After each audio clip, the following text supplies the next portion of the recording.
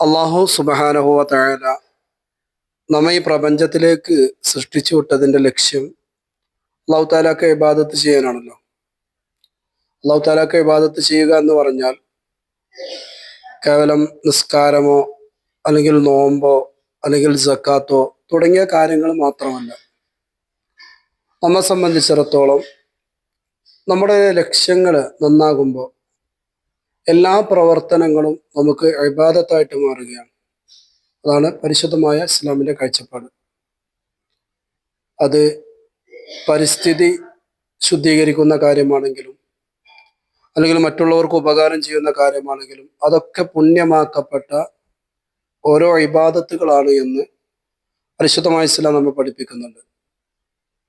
അള്ളാഹുവിൻ്റെ പരിശുദ്ധമായ ഖുർആനൊക്കെ നമ്മോട് പറഞ്ഞതുപോലെ സല്ലല്ലാഹു അലൈഹി വസല്ലമ തങ്ങളുടെ പവിത്രമായ ഹദീസുകളൊക്കെ നമ്മെ പഠിപ്പിച്ചതുപോലെ വ്യത്യസ്തമായ നന്മകൾക്ക് വ്യത്യസ്തമായ പ്രതിഫലം നമ്മോട് പരിശുദ്ധമായ ഇസ്ലാം വാഗ്ദാനം ചെയ്യുന്നുണ്ട്. നാം ഒരു ദിവസത്തിൻ്റെ പ്രഭാതം, അതായത് നമ്മൾ ഉറക്കമുണർന്നുകൊണ്ട് നമ്മുടെ ഒരു ദിവസം തുടങ്ങേണ്ടത് തന്നെ അള്ളാഹുവിനെ ഓർത്തുകൊണ്ടാണ്.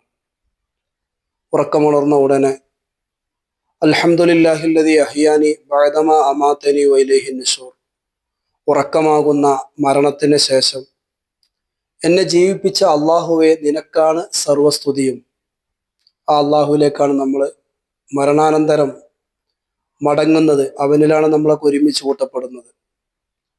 ഈ ഒരർത്ഥം വരുന്ന പവിത്രമായ ഒരു ദിക്റിലൂടെ നമ്മുടെ വിശ്വാസിയുടെ ഒരു ദിവസം ആരംഭിക്കുകയാണ്. ഇങ്ങനെ തുടങ്ങി അവൻ്റെ ഓരോ പ്രവർത്തനങ്ങളും, അവൻ ഭക്ഷണം കഴിക്കുമ്പോഴും അവൻ ഭക്ഷണം കഴിച്ചത് അവസാനിപ്പിക്കുമ്പോഴും അവൻ്റെ ജീവിതത്തിൻ്റെ ഏത് മേഖലയായി ബന്ധപ്പെടുമ്പോഴും അവിടെയൊക്കെ നമ്മൾ ഉദ്ദേശം നന്നാക്കുമ്പോൾ അവിടെയൊക്കെ നമ്മുടെ മനസ്സിൻ്റെ ഉദ്ദേശം നല്ല ഉദ്ദേശമാകുകയും അതോടൊപ്പം തന്നെ അവിടെയൊക്കെ പരിശുദ്ധമായ ഇസ്ലാം നമ്മെ പഠിപ്പിച്ച അതിൻ്റെ മര്യാദകളൊക്കെ പാലിക്കപ്പെടുമ്പോൾ അള്ളാഹു തആല നമുക്കൊക്കെ ആ വിഷയങ്ങളിലൊക്കെ മഹത്തായ പ്രതിഫലം നൽകും എന്ന കാര്യത്തിൽ യാതൊരു സംശയവുമില്ല. ഇപ്പോൾ ബാത്റൂമിലേക്ക് പോകുന്ന വിഷയമാണെങ്കിൽ അവിടേക്ക് കിടക്കുമ്പോഴുള്ള ദിക്റ്, നമ്മുടെ വിസർജാവശ്യം കഴിഞ്ഞാലുള്ള ദിക്റ്, ശുദ്ധീകരണത്തിന് ശേഷമുള്ള ദിക്റ്, അതുപോലെ തന്നെ അവിടെയൊക്കെ പാലിക്കേണ്ട മര്യാദകൾ, ഇങ്ങനെ തുടങ്ങി എല്ലാ കാര്യങ്ങൾക്കും അതൊക്കെ നന്മയായി, അതൊക്കെ ഇബാദത്തായി പ്രത്യേകമായ പ്രതിഫലങ്ങളെ നബി സല്ലല്ലാഹു അലൈഹി വസല്ലമ തങ്ങൾ പരിശുദ്ധമായ ഹദീസുകളിലൂടെയും